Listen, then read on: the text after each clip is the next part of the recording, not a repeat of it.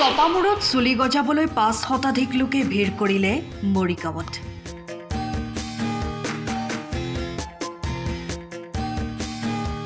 মৰিগাঁৱৰ বিহুতলীত লোকসকল উপস্থিত হৈ মূৰত সানিলে বিশেষ ঔষধ। এইবাৰ চুলি বিশেষজ্ঞৰ ৰূপত আচাৰ্য পংকজ পাঠক। মূৰত চুলি নথকা তথা পকা চুলিৰ সমস্যাৰ চিকিৎসাৰ বাবে মৰিগাঁৱলৈ আহিল আচাৰ্য পংকজ পাঠক। মৰিগাঁও জিলাৰ বাসিন্দা তথা শিল্পী দিগন্ত শইকীয়াৰ প্ৰচেষ্টাত আজি মৰিগাঁও বিহুতলীত ৫ শতাধিক লোকে মূৰত লগালে এবিধ বিশেষ ঔষধ।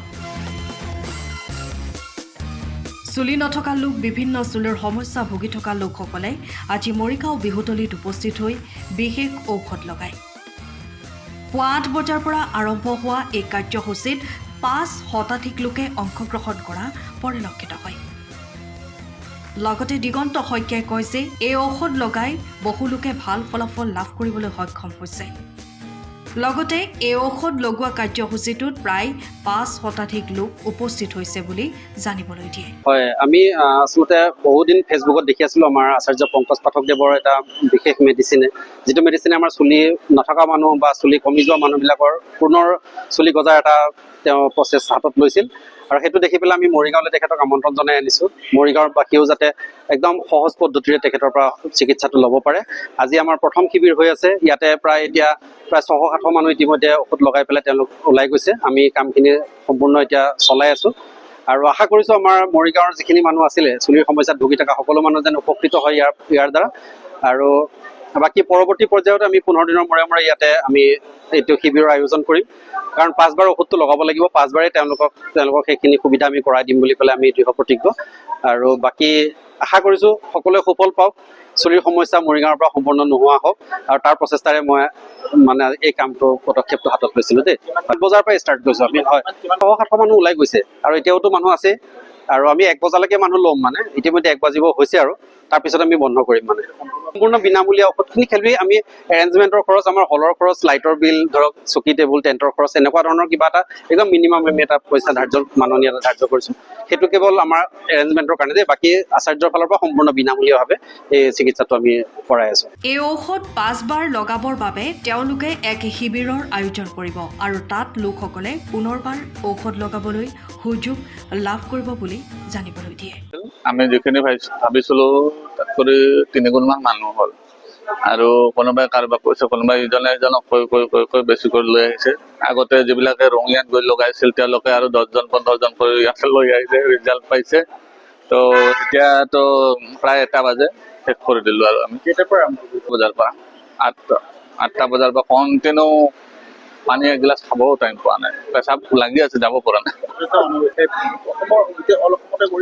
এতিয়া যিমান পাৰোঁ ছেপ্টেম্বৰৰ লাষ্টলৈকে আপাৰ আছামতো কৰিছোঁ। ফাৰ্ষ্ট ৰাউণ্ডটো কৰা হৈছে ডিব্ৰুগড়, শিৱসাগৰ, এনেকৈ ফাৰ্ষ্ট ৰাউণ্ড এটা কৰা হৈছে। ছেকেণ্ড ৰাউণ্ডৰ কাৰণে যাম। 10-12খন জিলাত কৰিলোঁ আৰু 5 বাৰ লগাব লাগে 15 দিনৰ মূৰে মূৰে। য'ত আমি যাম, ছেকেণ্ড ৰাউণ্ড, থাৰ্ড ৰাউণ্ড এনেকৈ আহিম। আজি ইয়াতে লগালোঁ, 15 দিন পিছত আৰু লগাম আমি। আপোনালোকে ফেচবুকতো দেখা পাইছে, মানুহৰ কমেণ্ট দেখা পাইছে, চাই ল'ব। কমেণ্ট, লাইভ কমেণ্ট আহিয়ে আছে এতিয়া মানুহৰ। তাৰপিছত আকৌ ভিডিঅ'বিলাক পাইছে। তো তেনেকুৱা ভিডিঅ' 2000 ওপৰত আছে। এতিয়ালৈকে অৱশ্যে আমি 50,000 ওপৰত লগালোঁ। ইমান ভিডিঅ' কৰা সম্ভৱ নহয়। কিছুমানে হোৱাটছএপ কৰি থাকে, কিছুমানে এই কৰি থাকে, ফেচবুকত কমেণ্ট দি থাকে। এনেকুৱা 90% ভাল ৰিজাল্ট, 10% বেলেগ বেলেগ বেমাৰৰ কাৰণে নহ'ব পাৰে। ইয়াৰ পিছত কাইলৈতো ৰঙিয়াত কুম্ভ হ'ব একদম। তাৰপিছত আৰু সোমবাৰ গাড়ী ছাৰ্ভিচিঙত দি পেলাই মঙলবাৰে যোৰহাট। মৰিগাঁৱৰ পৰা শশীকান্ত বৰদলৈৰ ৰিপৰ্ট, টাইম অৱস্থা।